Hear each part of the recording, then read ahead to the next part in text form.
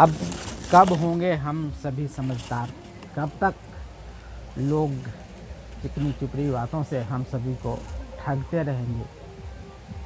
कब तक हम जाति के नाम पर एक दूसरे से लड़ते रहेंगे, जबकि नतीजे के रूप में हम सबों को कुछ भी हासिल नहीं हो रहा है। हमारी गरीबी जहाँ की तहाँ है। हाँ, हमारे जाति से कुछ लोग हैं वो संपन्नता को पा चुके हैं, और कुछ लोग हैं जो संपन्न होने जा रहे हैं और निकट भविष्य में वो भी संपन्नता को हासिल कर लेंगे। परंतु हम सीधे साधे लोग जो अपने काम से वास्ता रखते हैं, जो अपने परिवार के लिए दिन रात मेहनत करते हैं, परंतु हमारी गरीबी बिल्कुल ही नहीं मिटती। हम अभाव में ही जीवन जीते जाते हैं। ऐसे में यदि हमारे जाति से कोई व्यक्ति उच्च पद पर आसीन हो जाए, उससे हम लोगों को क्या मिलता है?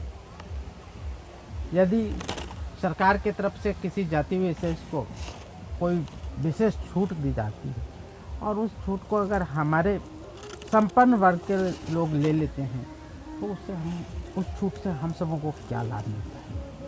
हम सबों के लिए वो छूट लाया गया है, एक घोषणा किया गया है, बढ़ चढ़कर बोला गया है कि इस जाति वर्ग के लोगों को हम इस तरीके का लाभ दे रहे हैं। लेकिन क्या सचमुच ये लाभ हम सबों को मिल रहा है? ये लाभ हमारी जाति जो संपन्न लोग हैं, वो लोग इसका लाभ लेने में सफल हो जा रहे हैं, जबकि निहायत गरीब जो ग्रामीण क्षेत्रों में रहने वाले लोग हैं, उनको इसका कोई लाभ नहीं मिल रहा है, क्योंकि उनके बच्चे सही शिक्षा ग्रहण नहीं कर पा रहे हैं। उनके बच्चे जहाँ पढ़ते हैं वहाँ से उन्हें जो शिक्षा दी जा रही है वो कागज़ों पर भले ही प्रमाणित कर दिए जाते हैं कि इस कक्षा इस वर्ग को इन्होंने पास कर लिया है, परंतु जब जानकारी को प्रकट करने का समय आता है कॉम्पिटिटिव एग्ज़ाम में, वहाँ तो हमारे बच्चे बिल्कुल विफल हो जाते हैं, क्योंकि जिस तरीके से उन्होंने शिक्षा ग्रहण किया है उस तरीके का तो कॉम्पिटिटिव एग्ज़ाम होता नहीं है। कॉम्पिटिटिव एग्ज़ाम के लिए अलग से तैयारी की ज़रूरत होती है, जो हमारे पास पैसे नहीं होते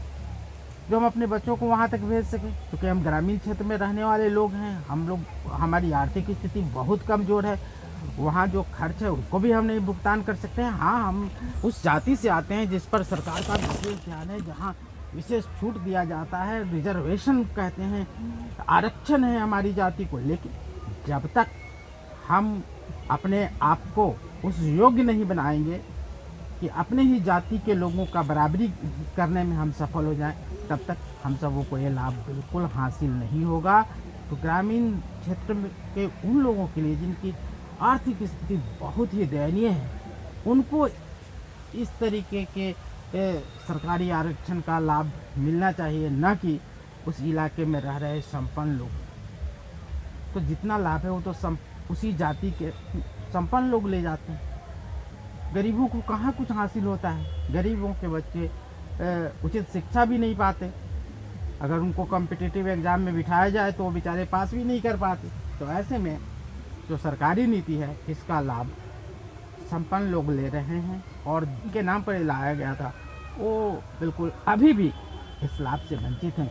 तो अब ज़रूरत है हम गरीब तबके के लोगों को एकजुट होकर अपने जीवन को कैसे सही ढंग से संवारें, कैसे हमारे बच्चों का भविष्य अच्छा हो, इस पर विचार करने का, न कि गवर्नमेंट के आसरे बैठे रहने का कि आरक्षण है, हमारे बच्चों को नौकरी मिल जाएगी। नहीं मिलने वाली, ना मिली है ना मिलने वाली है।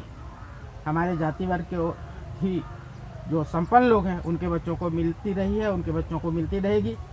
वास्तव में जब लाभ वितरित करने की बारी आती है तो उस लाभ को हमारे संपन्न लोग ही ले उड़ते हैं और गरीबों का कोई ख्याल नहीं करता।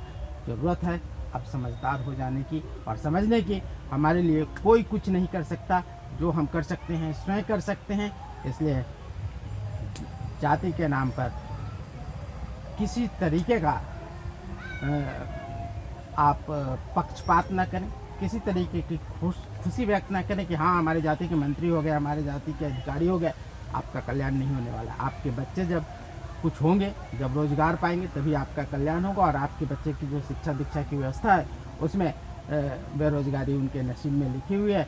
तो अब हो जाएं समझदार और कैसे हम लोगों को आगे अपने जीवन यात्रा को तय करना है कैसे अपने बच्चों का भविष्य संवारना है, इस पर विचार करने की ज़रूरत है। तो अब समझदार होने की ज़रूरत है। तो आज की वीडियो में इतना ही, मिलते हैं फिर अगले वीडियो में अगली बात के साथ।